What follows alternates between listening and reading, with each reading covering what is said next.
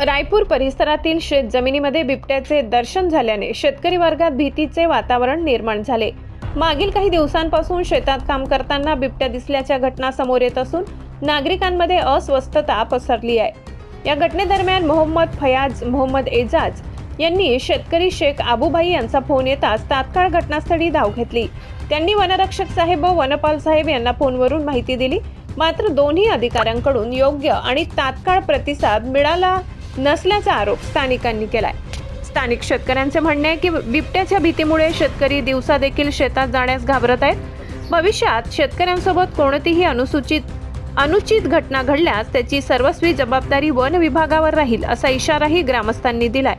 याबाबत विचारणा केली असता संबंधित वनपाल साहेबांनी कारवाईसाठी वरिष्ठांची परवानगी घ्यावी लागते असे सांगितल्याची माहिती समोर आली आहे। दरम्यान गावकऱ्यांनी तात्काळ पिंजरे लावणे, गस्त वाढविणे आणि नागरिकांना सुरक्षिततेबाबत मार्गदर्शन करणे या उपाययोजना त्वरित राबवाव्यात अशी मागणी प्रशासनाकडे केली आहे। रायपूर परिसरात भीतीचे सावट कायम असून वन विभागाने तात्काळ ठोस पावले उचलून शेतकरी व ग्रामस्थांना दिलासा द्यावा अशी सर्वसामान्यांची अपेक्षा आहे। पोलीस टाइम्स मराठी न्यूज साठी जिल्हा प्रतिनिधी वसीमुल्ला खान।